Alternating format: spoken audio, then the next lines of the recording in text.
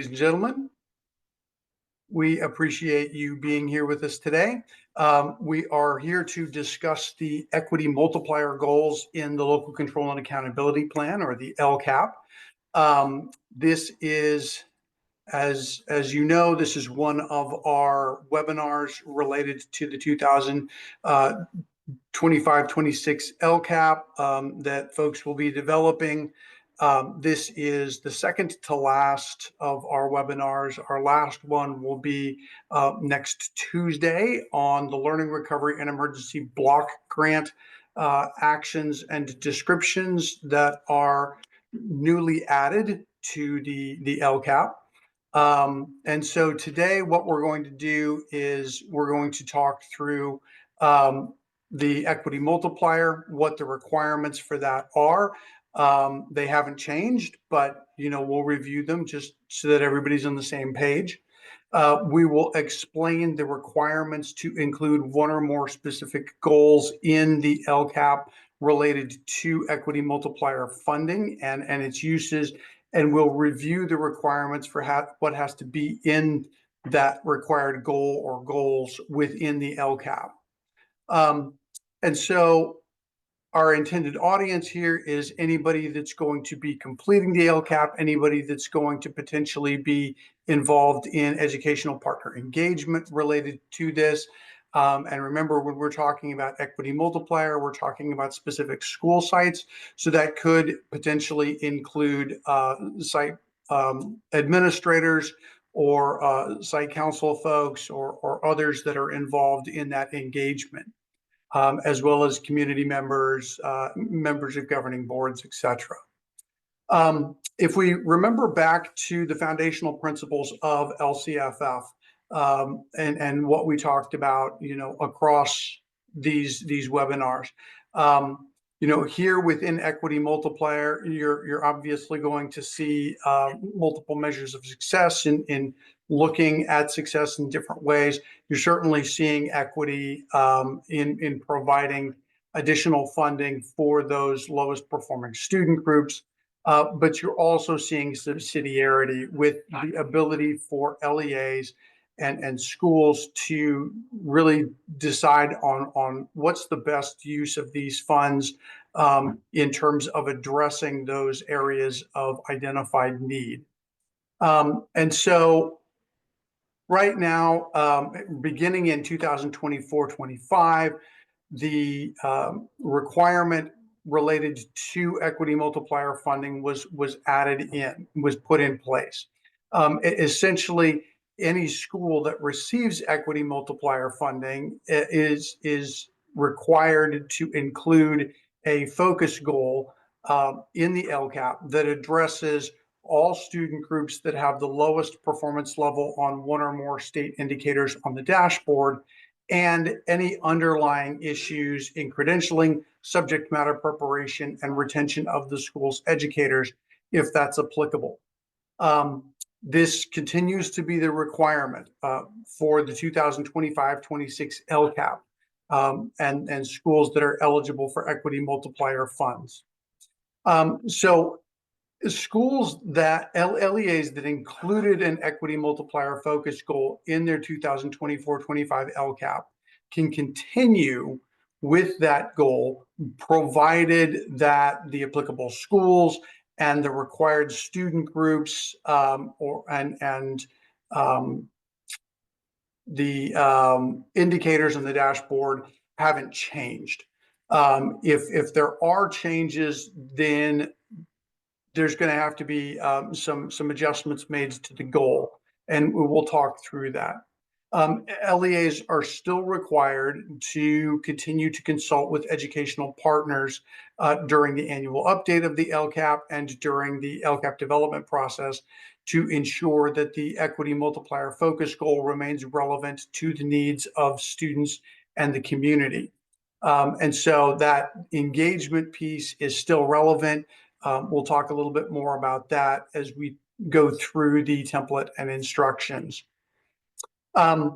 If a school remains eligible for funding based on the same student groups and indicators on the 2024 dashboard, then let me rephrase that.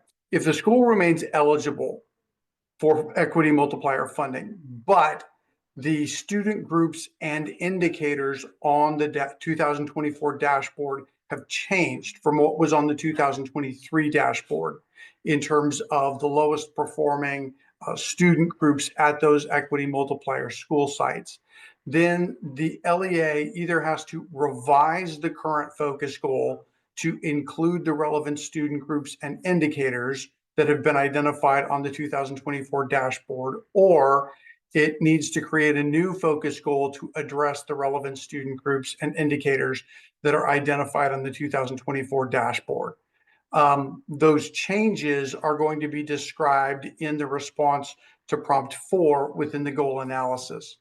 And we're going to talk through some different ways that this might show up within the LCAP, some different approaches that LEAs might and schools might take when we're dealing with these changes within data.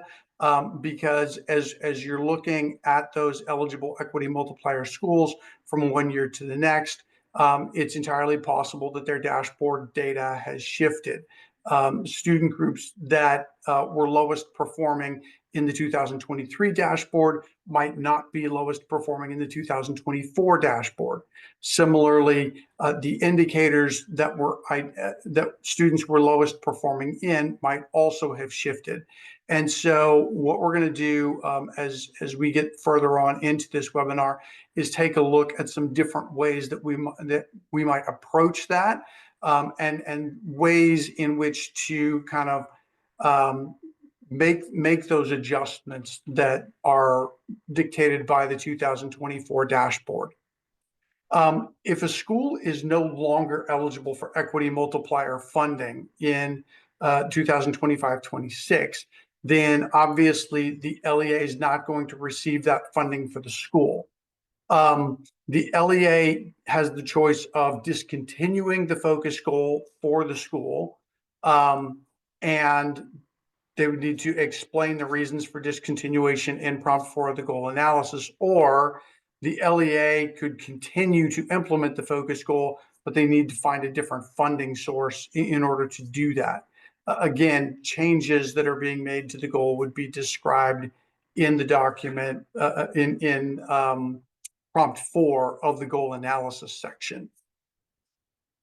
So with that, I'm going to turn it over to my colleague, Jessica Costa, who's going to walk you through the equity multiplier funding formula and some of the information that's surrounding that. So Jessica, go ahead. Hi, everyone. Happy New Year. In this next section, we're going to focus on eligibility requirements for the equity multiplier funding. And as Josh shared, there are no changes to the requirements. So as an overview, the equity multiplier was a funding formula that started in the 23-24 school year. Specifically, the equity multiplier funding may only be used for eligible schools within the LEA. Schools are eligible for equity multiplier funds based on two things: their non-stability rate and the percentage of socioeconomically disadvantaged students, as shown on the CD Stability Data Report, which can be found on the Equity Multiplier webpage. If you're new to this funding program, it's highly recommended to read these web pages, as there are additional FAQs and information related to allowable uses and funding questions in there. You're also welcome to reference the ed code on this slide that outlines this requirement. As another resource, the latest LCAP instruction and template also has this outlined. So for this required goal, school sites within an LEA that generate an LCFF entitlement are eligible for equity multiplier funds based on the following criteria: prior year non-stability rate greater than 25%, and prior year socioeconomically disadvantaged pupil rate greater than 70%. Together, this criteria determines if a school site is eligible for equity multiplier funds.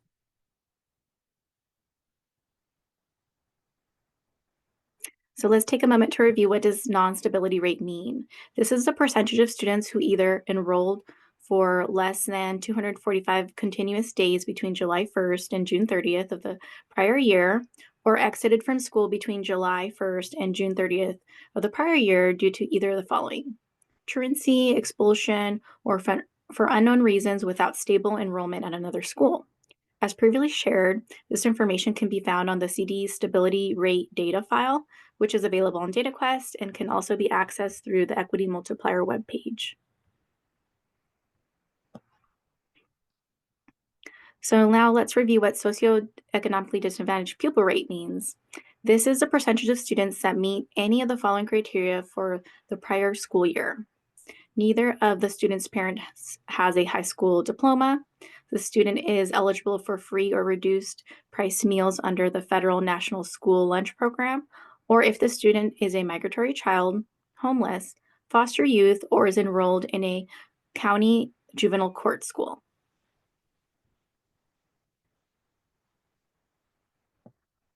So what's considered ineligible school sites? Ineligible school sites include charter schools that are non-classroom based for the prior year's second principal apportionment, and school sites that would have been eligible based on prior year data but have now closed. Now we're going to review the implementation process. While schools eligible for equity multiplier funds will be identified in early 2025, equity multiplier funds cannot be expended at equity multiplier school sites until the 25-26 LCAP has been adopted. Identified LEAs are required to develop a focus goal for school sites receiving equity multiplier funds. This process happens in consultation with educational partners at the school sites prior to implementing actions and services and expending funds. This eligibility will be especially important during the development process of this required goal, as the LEA must work with educational partners to develop a focus goal that will have the actions and services to meet the desired outcomes. So as a quick summary, in early 2025, eligible equity multiplier schools will be identified. Then the LEA will need to work with developing a focus goal in consultation with educational partners. This will be communicated in the 25-26 LCAP. And within this presentation, there are reference slides of how and where to meet this in the LCAP. And once the LCAP has been adopted, the equity multiplier funds may be expended, and the goals will be implemented as planned. As this is an FAQ, I will highlight this last bullet again. The equity multiplier funds cannot be expended at the equity multiplier school sites until the 25-26 LCAP has been adopted.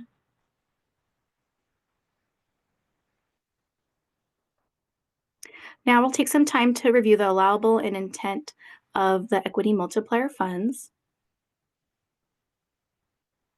As you may have noticed in the presentation, we have not used LCFF before equity multiplier funds. This has been done purposely to reduce confusion, as equity multiplier funds are not LCFF funds.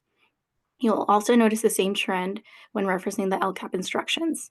Specifically, equity multiplier funds are a separate funding source allocated outside of the LCFF entitlement and is not offset by the LEA's local revenue. This funding is identified as a separate line item of the principal apportionment summary.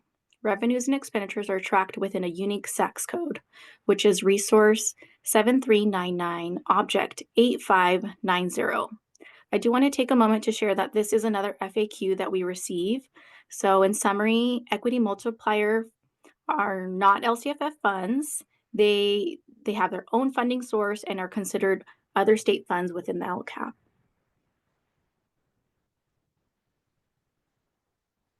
So what are some allowable uses for equity multiplier funds? Equity multiplier funds can be used to implement evidence-based services and supports. So what are evidence-based services and supports? They are based on objective evidence that's informed the design of a service or support and/or guides and modifies those services and supports. Evidence-based services and supports are commonly based on the following: educational resource and/or metrics of the LEA, the school, or student performance. And since each school in California is unique, there's no list of evidence-based services and supports for equity multiplier funds, we highly encourage you to consult with educational partners, including students, on how these additional funds may be used to provide additional learning opportunities at these eligible school sites.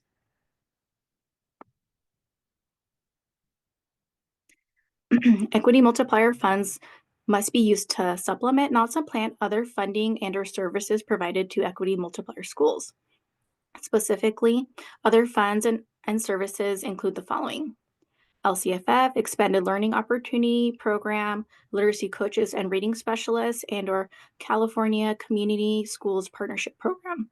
Overall, this means that equity multiplier funds must not be used to replace funds and/or services that an equity multiplier school would otherwise receive through these other funding sources. So the guaranteed minimum includes that each eligible school site will receive a minimum of $50,000 in equity multiplier funds. It is expected that the 24-25 funding profile will be released in February 2025. If you have more questions about this amount, the funding profile webpage includes an FAQ on funding formula and apportionment. And now I'm going to go ahead and pass it over to my colleague, Heather Bell, to review the next section. Thank you, Jessica. Hi, everyone. So I'm just going to go over the equity multiplier funding requirements in the LCAP. So basically, Ed Code, this is not new. This started last year, so this is just a reminder. Ed Code requires that LEAs that receive equity multiplier funds include a focus goal or goals for each eligible equity multiplier school site. The focus goals for equity goals for equity multiplier school sites must address the following. So all student groups that have the lowest performance level on one or more state indicators on the dashboard, and any underlying issues in the credentialing, subject matter preparation, and retention of the school's educators, if applicable. So bullet 1 is a requirement. That is, any equity multiplier school site has to have a focus goal that addresses student groups performing in the lowest performance level on state indicators. And then if the school also has issues with credentialing, subject matter preparation, and retention of the school's educators, that also must be included in the goal. That's an if applicable, but the first bullet is a requirement. And then just to remind everyone again for the millionth time, there have been no changes to the LCAP instructions for equity multiplier focus goals. So this is again just a review from last year's requirements. So there are 3 main sections of the LCAP where equity multiplier funds, the requirements related to equity multiplier funds are captured. Plan summary, general information, engaging educational partners, and goals and actions. So in addition to the focus goal, LEAs are also required to engage educational partners, to consult with educational partners at the equity multiplier school site or sites within the LEA in development of the focus goal. So the LEA is not developing the focus goal alone. The LEA is working with the school site and the educational partners there to develop the focus goal. Okay, so this is a quick review of the LCAP template and instructions related to equity multiplier. Again, we're going to go through this quickly because it's in the instructions, it's not new, and we want to get to the examples for you all. So if I talk fast, I'm sorry, refer to the instructions. The page numbers are on the slides. So in the plan summary general information section, the LEA still is going to describe the LEA, its schools, its students in grades TK through 12 or whatever grade span the school or the LEA represents or includes as applicable to the LEA. And then the equity multiplier piece, as part of this response in the general information section, the LEA must identify all schools within the LEA receiving equity multiplier funding. It's as simple as it sounds. Just a quick sentence that says ABC school receives equity multiplier funding or is eligible for equity multiplier funding is acceptable. And then in the engaging educational partner section, specifically in prompt 1 in that table, the column titled process for engagement, that is where the LEA describes the engagement process for all of the educational partners it consults with, but in relation to equity multiplier funding, the LEA is required to include a summary of how it consulted with educational partners at schools generating equity multiplier funds in the development of the LCAP in totality, but most specifically in the development of the focus school for each applicable school. I forgot to add that. And then in prompt 2 of the engaging educational partner section, the LEA is describing how the LCAP was influenced by educational partner feedback. And when it relates to equity multiplier funding, the LEA that is receiving equity multiplier funds must include a description of how the consultation with ed partners at schools generating equity multiplier funds influenced the development of the adopted LCAP. So you just take it one step further and include how equity multiplier school site educational partners influence the development of the LCAP as well as other educational partners. The goals and action section, like we said, the goal description, that's where the LEA is going to include their goal description for the equity multiplier focus goal. So again, the LEA that has school sites receiving equity multiplier funds or eligible for equity multiplier funds must include one or more focus goals for each school generating equity multiplier funding. You can have a goal with multiple schools combined in the goal, but each school that is eligible has to be identified, has to have a goal, has to be represented in a goal. And then in addition to addressing the focus goal requirements described on the slide says pages 9 and 10, it's 10 and 11. We forgot to update it with the new LCAP instruction page numbers, but it's on the left.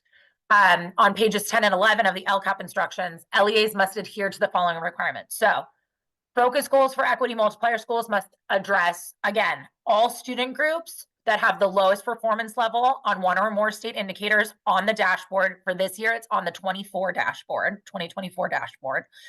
And any underlying issues in the credentialing, subject matter preparation, and retention of the school's educators, if applicable. So A is a requirement. B is the if applicable, if that retention of school educators, issues in credentialing, all of that, if that applies, that must be included, but it's an if applicable.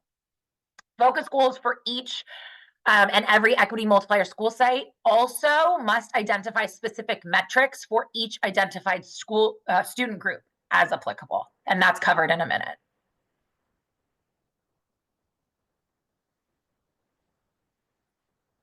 The why statement also has to have a component, especially for this particular focus goal. The why statement for an equity multiplier focus goal is very similar to the why statement for a regular focus goal. The key difference is that in addition to an explanation that's based on dashboard data and other locally collected data, and how the LEA identified the goal as a focus for attention, the LEA also needs to include the school or schools to which the goal applies. So the names of the schools need to be included in the why statement as well. The next section of the goals and action section is the measuring and reporting results portion, and that is important because for each equity multiplier goal, the LEA must identify specific metrics for each identified student group at each specific school site as applicable to measure the progress towards the goal. So if the LEA's school is eligible for equity multiplier funding and their lowest performance level, their students groups performing in the lowest performance level, and the indicator is CAS BLA, they're going to have CAS BLA as a metric. And you're going to disaggregate that data to the best of your ability by the student groups, right? So that it's pretty self-explanatory. You can also have local data, use local data to help measure equity multiplier goals. You just have to have metrics that are disaggregated. And then also if your equity multiplier focus goal has an element related to credentialing of teachers, you have to have metrics that measure the effectiveness of the goal for that specific purpose as well.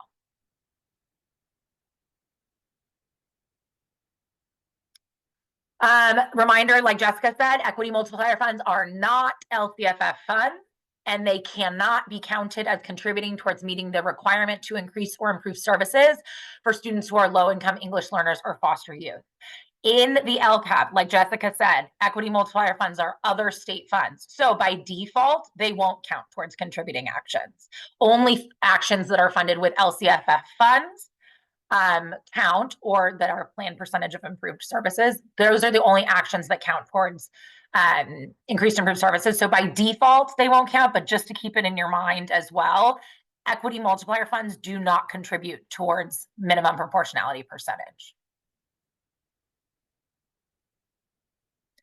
Okay, so now it's the fun part. We get to the example. So I get the easy one, and then Josh gets the 3 hard ones. So fun. That's why he's the boss. So example 1 is as if nothing has changed. So last year, the LEA had an equity multiplier focus goal from 24-25 that was based on the 23 dashboard, and amazing. They have the exact same indicator and student groups that are identified, and schools that are identified for the 24 dashboard. So the goal remains unchanged. The student groups remain unchanged. The indicators remain unchanged. This is continuing the same thing to the next year. So for purposes of the example, the fictitious equity multiplier school will be Emerald Elementary. The state indicator with student groups in the lowest performance level will be English Language Arts, so CASP ELA. And the student groups in the lowest performance level will be African American, low income, and English learners. So this is the one example that will kind of go through all the sections of the LCAP that touch equity multiplier requirements. So that's why we're spending a little time on the other sections. So basically this, also it's a caveat. I should have said this before. These are not exemplars. They are I can't say it. Examples. So don't take this as exactly what you like copy paste. This is what you're going to do for your LEA. This is an example. Okay. So this is the plan summary general information section. It's very brief. It's bulleted. It's not an exemplar, but what we are intending to show you in demonstrating this is that the equity multiplier school, Emerald Elementary, is called out in the general information section. So that's an example of what it would look like. In engaging ed partners, as you can see on the left in the educational partners column, it lists Emerald Elementary School Site Council, ELAC, and African American Parent Advisory Committee or Parent Committee. And that's at the equity multiplier school site. So that's Emerald Elementary. And then the process for engagement briefly describes the meetings, the 3 different advisory groups, and like who the audience was and the topics that were discussed. Again, just a brief summary, not an exemplar, just an example.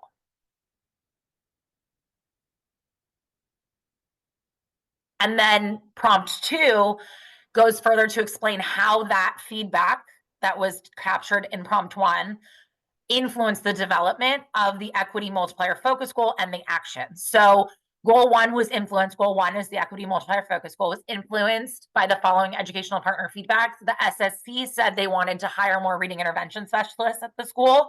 You'll see when we go to action 1.1, their feedback influenced that action. The ELAC said that they'd like more English language development strategies included in the after-school reading program. In action 1.2, you'll see that that feedback is reflected. Emerald Elementary AAPC would like more culturally relevant reading material provided, specifically books by African American authors. You will see that reflected in action 1.3. So that's the through line. So here's goal 1. This is, again, we're pretending as if this is an example of the LEA's equity multiplier school. The goal didn't change. So it's still a SMART goal, still measurable within 3 years. The time bound because it's within 3 years.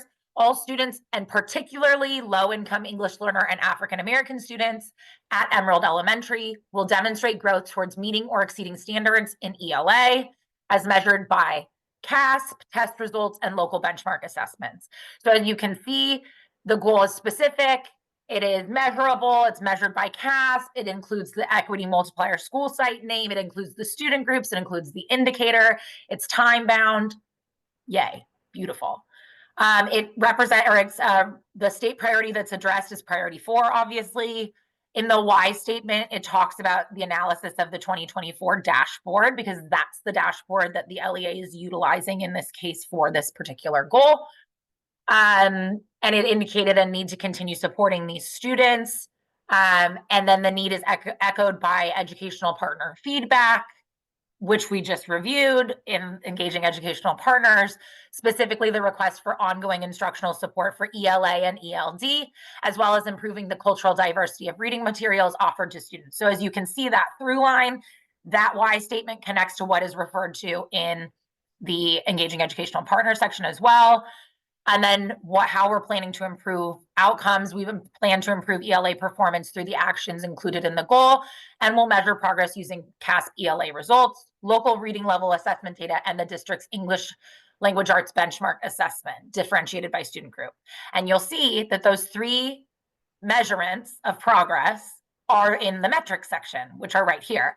So metric 1.1 is the percentage of students meeting or exceeding standards in CASP, in ELA on the CASP. This is, again, the same metric from the previous year that remains consistent, remains intact because it's still applicable. You have your baseline, your year 1 outcome, and also your current difference from baseline. So as you can see, in this example for 1.1, all students were at 65% for baseline. Year 1 outcome was 67% for them. The current difference from baseline is positive 2%. So the next metric is the percentage of students at Emerald Elementary reading at or above grade level on a local reading assessment, local reading level assessment. And then the third metric is the percentage of students meeting or exceeding standards on the district's ELA benchmark assessment. So those 3 metrics were identified in the why statement, again, through line. And all of them have year 1 outcomes and current difference from baseline. The goal analysis, again, not an exemplar, just an example.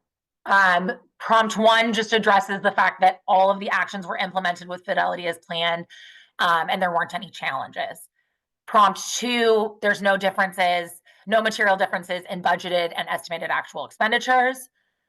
Prompt 3 is the description of effectiveness or ineffectiveness. And so in prompt 3, it goes through the 3 actions that were all shown to be effective over the past year, as evidenced by the year 1 outcomes for the 3 metrics being used to track progress. And this is breaking down the data that's captured in the measuring and reporting results section with a little blurb at the end, right? The in addition, that talks about input from students, parents, and teachers, which indicated that students experienced more confidence in their reading and reading comprehension.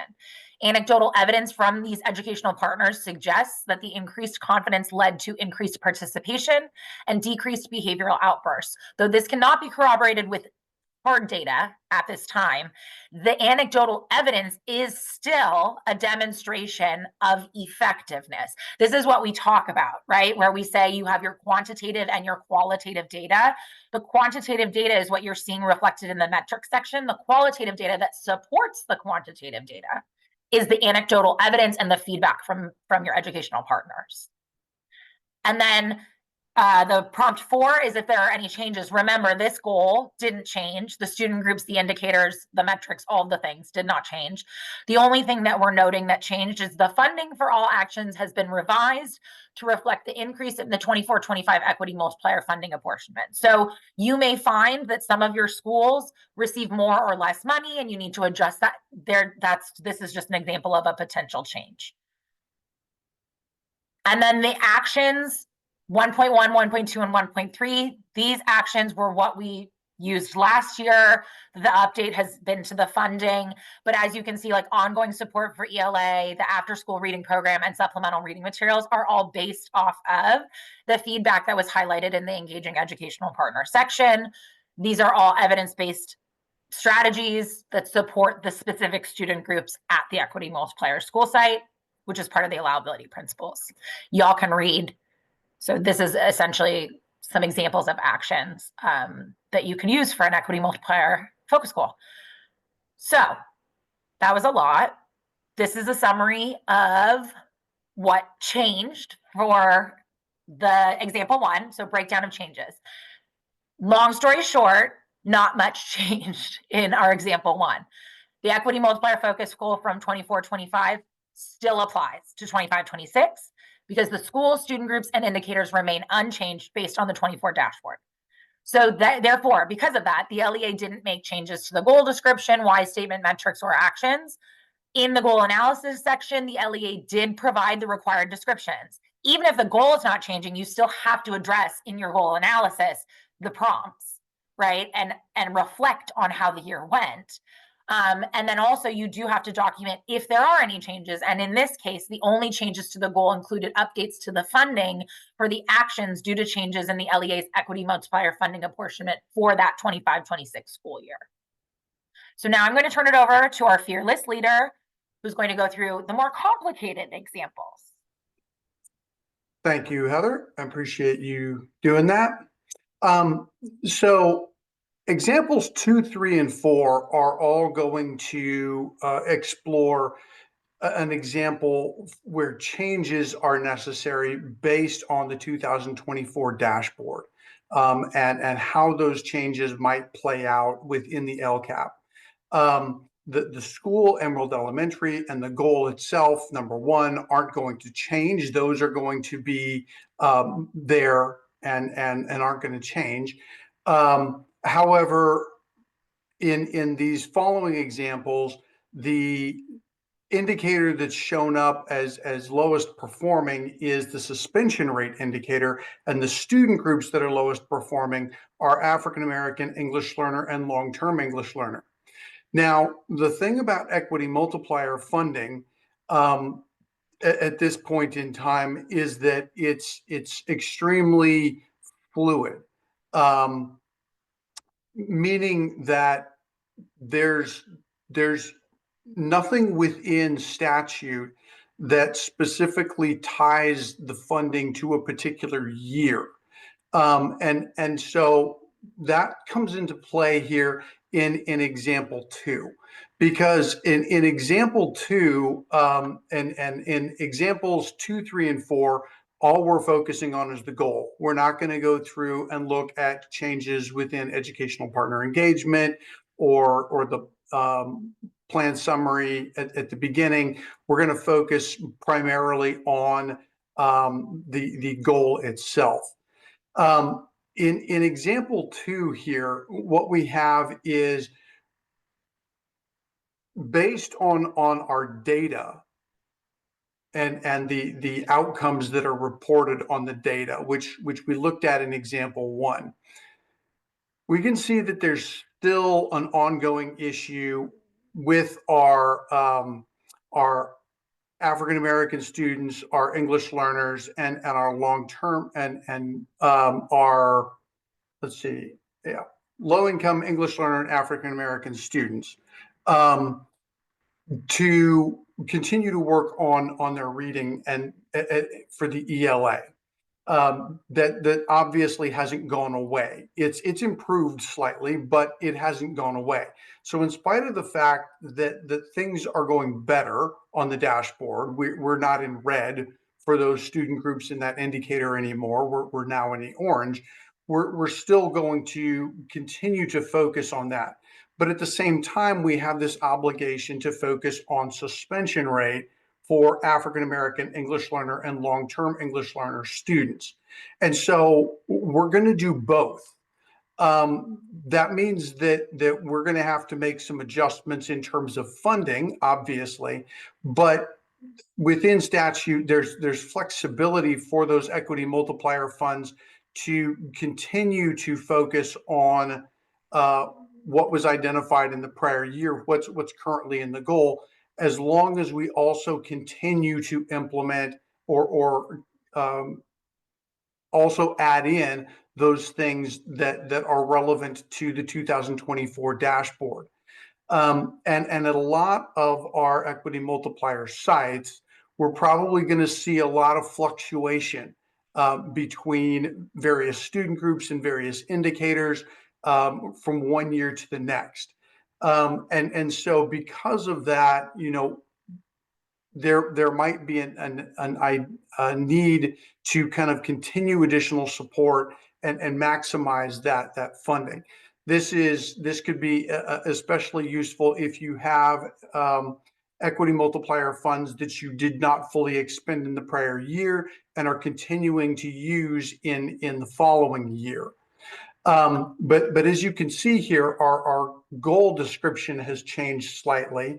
We're continuing to keep the focus on ELA, but we're also focusing on reducing suspensions for our African American English learner and long-term English learner students.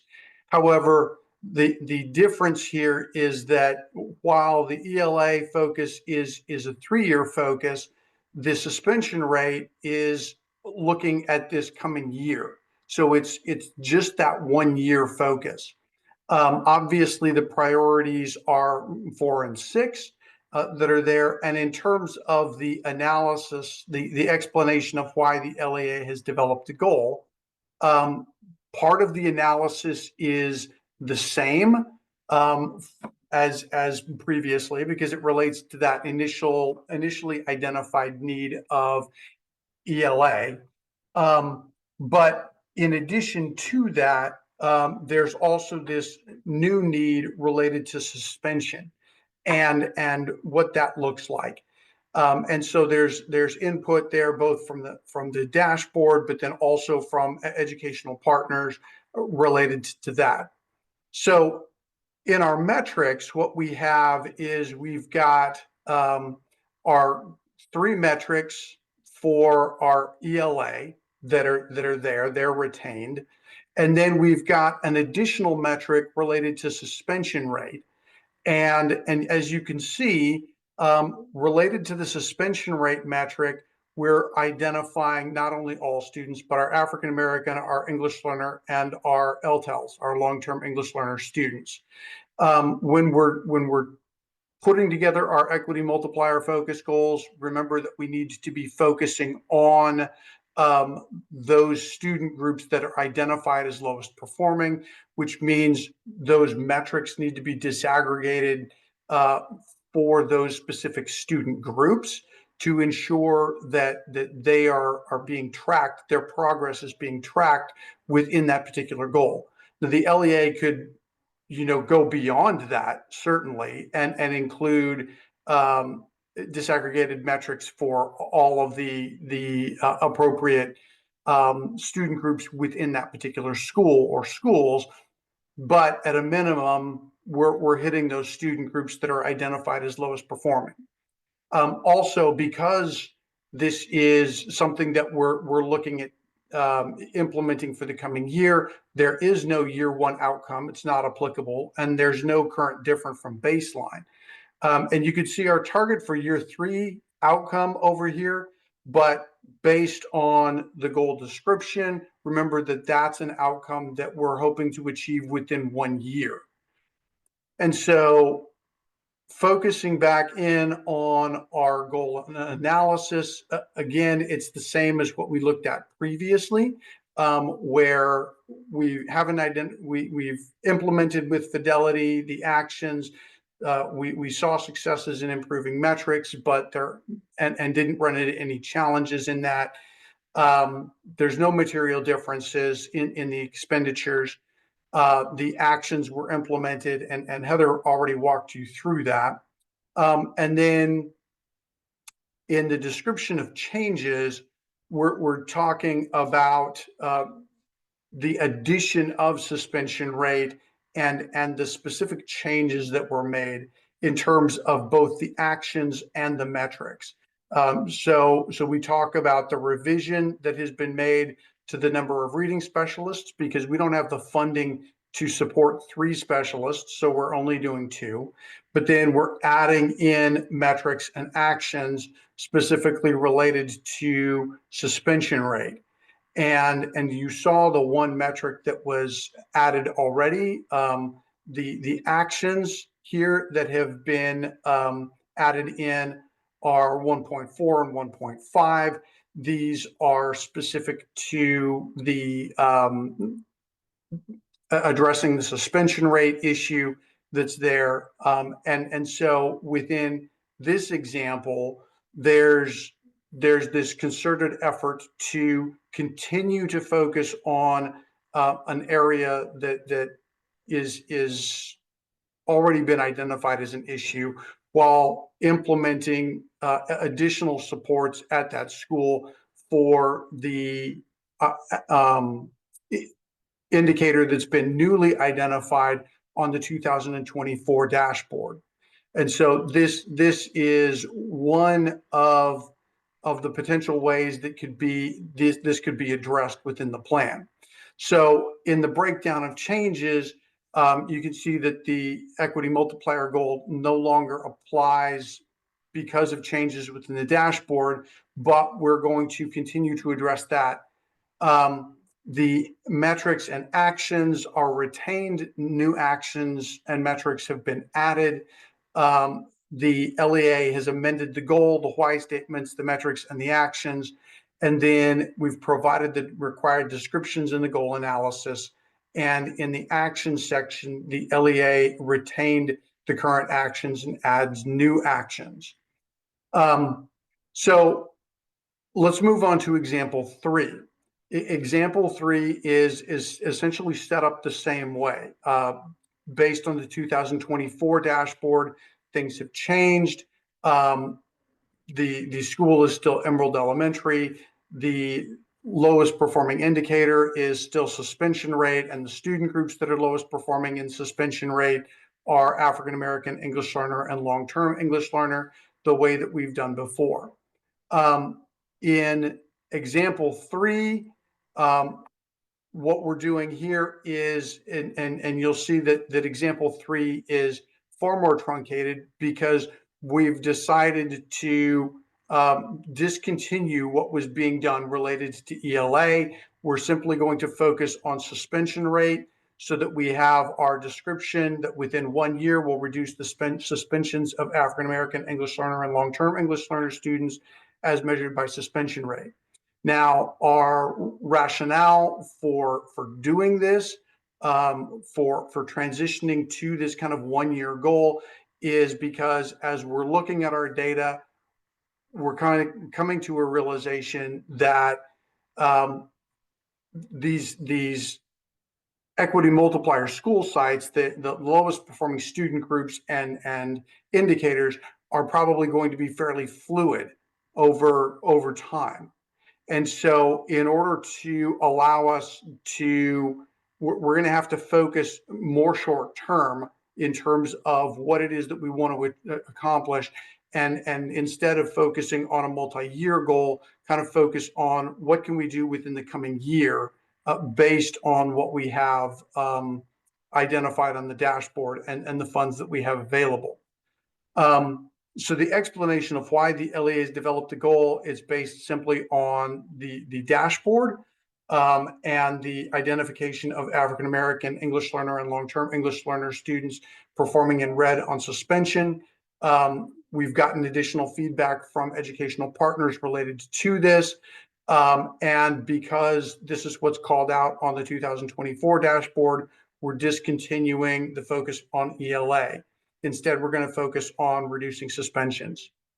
In the measure and reporting results section, we've decided to retain the metrics, to keep the metrics related to ELA, and simply note in our target for year 3 outcome that the metrics have been discontinued. So we're not planning on moving forward with those measures of progress, but we are providing that data that's there. And then again, we've got our metric for 1.4 suspension rate that doesn't have an outcome at this point in time, but we've got the baseline. So that's there. In terms of the goal analysis, it's essentially the same as what we've already looked at. We're reporting out the various things in terms of effectiveness that you can see within the metrics, and then within the description of changes, this is where we're calling out the particular actions that have been removed and metrics that have been and the metrics that has been added, as well as the actions that have been added. And so we've got now 3 actions, or maybe 4, I can't remember.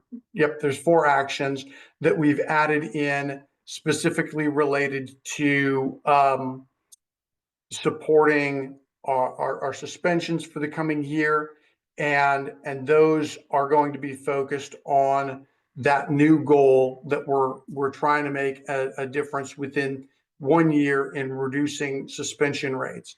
And so we've got a number of different actions that have essentially taken the place of the actions that we were doing before. And so that's example 3. So within example 3, our changes, our metrics were retained for historical purposes. We've added a new metric. The LEA amended the goal description, the why statement, the metrics, and the actions, as well as providing the required descriptions for the goal analysis. And we replaced the actions with new actions. So that's another way that this could be approached. And then this brings us to example 4. In the 4th example, it's the same thing. We have to change based on the 2024 dashboard. Suspension rate, African American English learner, long-term English learner, the way that we've already set that up. And so in example 4, this is by far the most truncated. The goal description is the same as what we just looked at in 3. The explanation of why the LEA has developed the goal is the same as what we looked at in 3.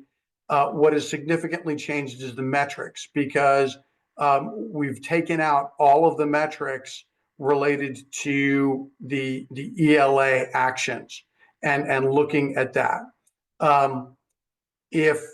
But what we've done here is within the description of effectiveness, we've included all of the relevant information for each student group that would have been included within that table.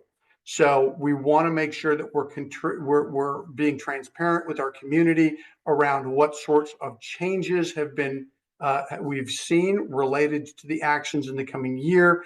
And so we've included all of that information. We've broken down the percentile changes that were there so that folks can see that within the description of the actions, and how that shows up. But then going on with the changes, we're talking about the metrics that have been removed, the actions that have been removed, the new metrics, the new actions that have been added in. And again, we've got the 4 actions that were added in specific to suspension rate and addressing what was identified on the 2024 dashboard. So those are all various ways that an LEA could potentially address this.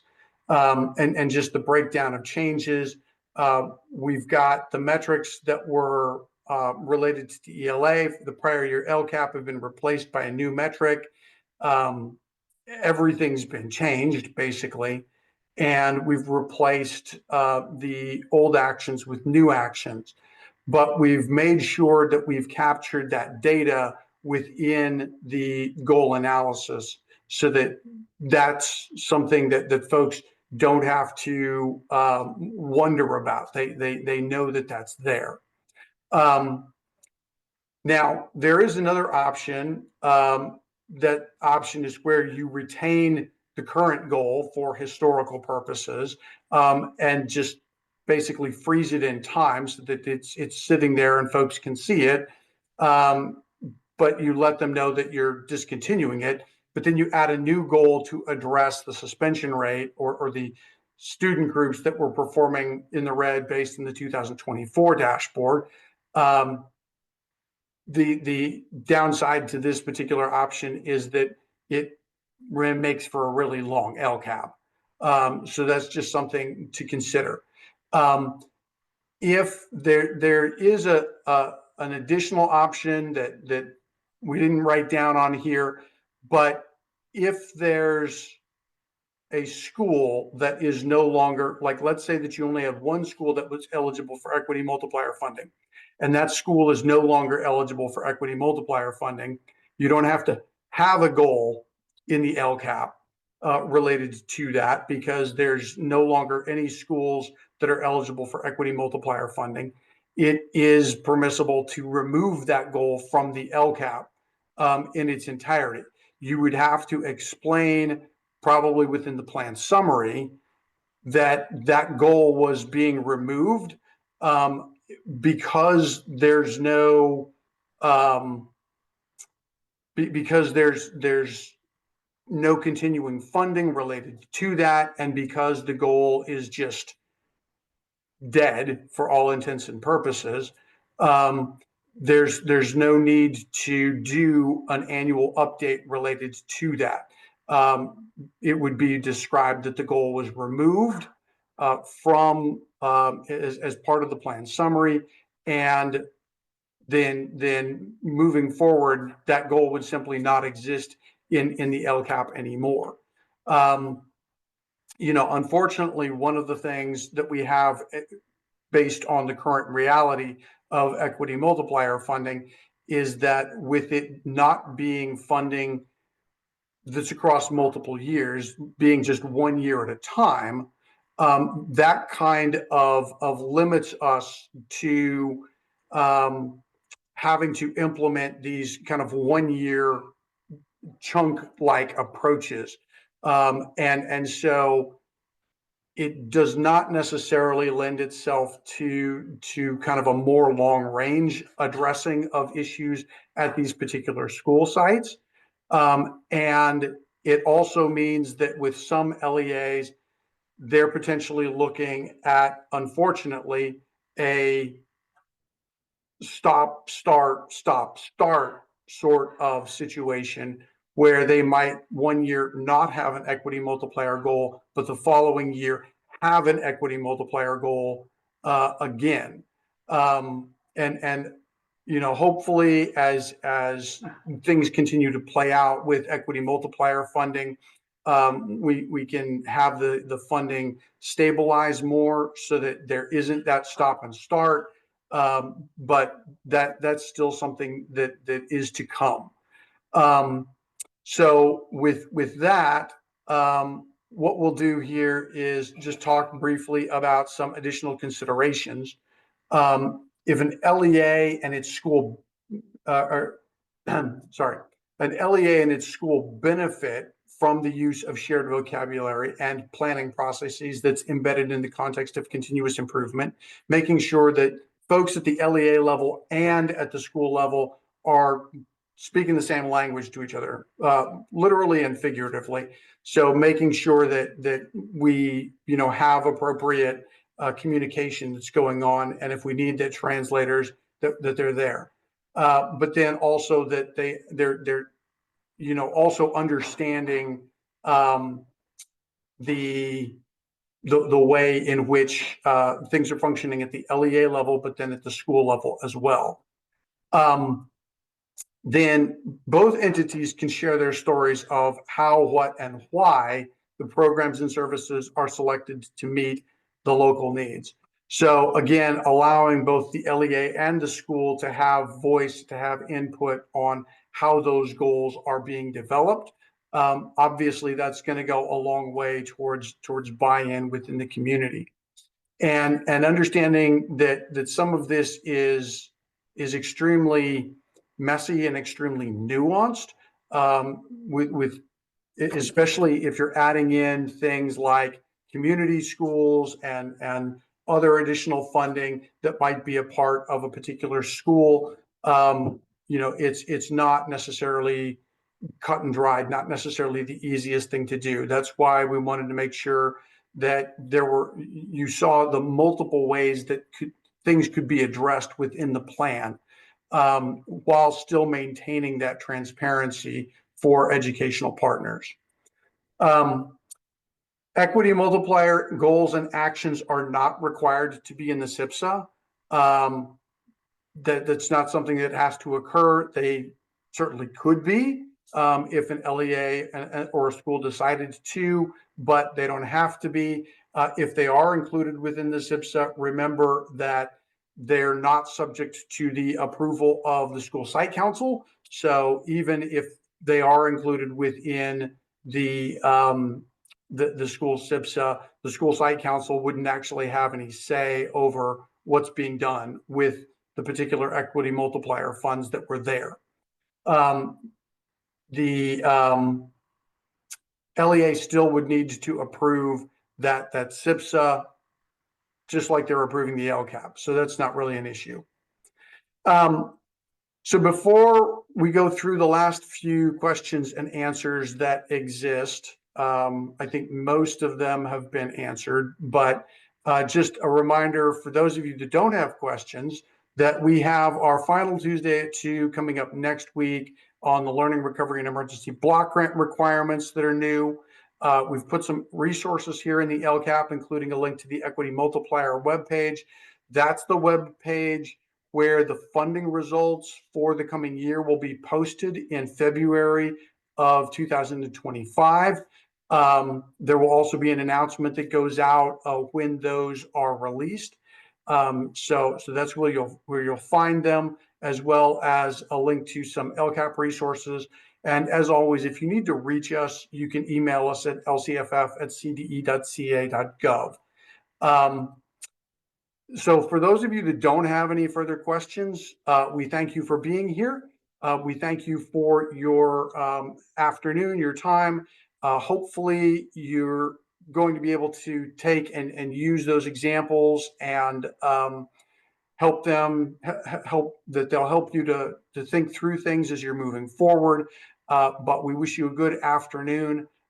For those that still have questions, we will hang out and answer those. But we wish you a good afternoon, and thank you again for joining us this afternoon.